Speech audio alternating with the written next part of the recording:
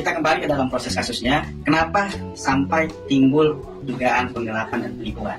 Kalau kita lihat di laporan, sebenarnya tidak ada penipuan di laporannya. Yang ada adalah penggelapan dalam jabatan 374. Tapi yang viral adalah Tiko atau klien kami ini melakukan penipuan, sehingga framingnya terlalu liar, gitu loh. Sehingga kami mencoba untuk memberikan klarifikasi terhadap pemberitaan yang kemarin sempat viral. Jadi saya tegaskan bahwa yang bersangkutan melaporkan khusus pasal tunggal 374. Nanti diklarifikasi mungkin ke pihak kepolisian, dan pihak kepolisian juga baik dari sisi laporan dugaan adanya penggelapan atau penipuan yang dikatakan oleh pelapor 6,9 miliar, klarifikasi dari polisi menyatakan tidak sampai segitu. Jadi angkanya saja ini confuse antara pelaporan dengan sisi polisi. Tetapi hal yang penting saudara-saudara sekalian, rekan-rekan media yang perlu diketahui bahwa kasus ini bermula dari persoalan perusahaan yang dibentuk secara keluarga. Jadi ada satu PT namanya PT Arjuna, ya, Advaya Sanjaya. Ini ada 3 pemegang saham. 75% dikuasai oleh pelapor AW, 20% dikuasai oleh Bapak Tiko klien kita, dan 5% ayahanda dari AW.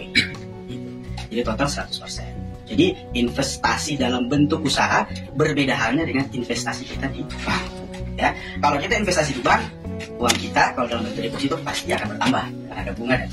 Tapi kalau dalam bentuk usaha, ya tentu tergerus dengan biaya sewa, tergerus dengan biaya karyawan, supplier, apalagi bisnis ini dibuka dengan sistem kekeluargaan dan sifatnya pelaporannya itu ya dulu kan suami istri ya.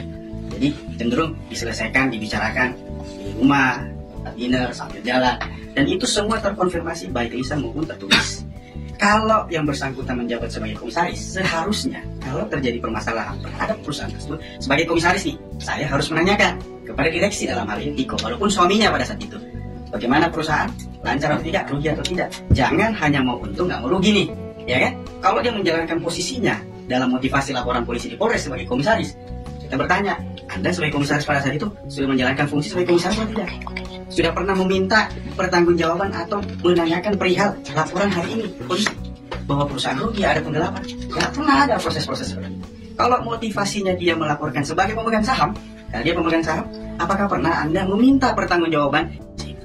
Ada lagi yang ketiga, menurut dugaan kita tadi, motivasinya mungkin ya persoalan rumah tangga yang belum tuntas, ya harusnya kan bisa selesai sebelum bercerai, ya tapi tidak selesai, ya saya bisa mengatakan dugaannya ini ya tanda kutip ya gagal move on lah ya orang melihat pilihan Mas Tiko sudah bahagia dengan pilihannya, terus dibombardir dengan pemberitaan seperti ini 2 tahun setelah laporan polisi. Ini juga kan ya subjektivitas. Bagi kami, dugaan kami, ya motivasi yang kami jelaskan sebagai pemegang saham tidak kena, sebagai komisaris juga tidak kena. Ya mungkin motivasi yang ketiga ini, gitu lah, ya kan, persoalan pribadi yang belum tuntas, gitu loh, yang seharusnya diselesaikan secara baik-baik. Tidak perlu seperti ini, karena kami melihat kalau laporan auditnya saja bombastis 6,9 miliar, kemudian dibantah sendiri.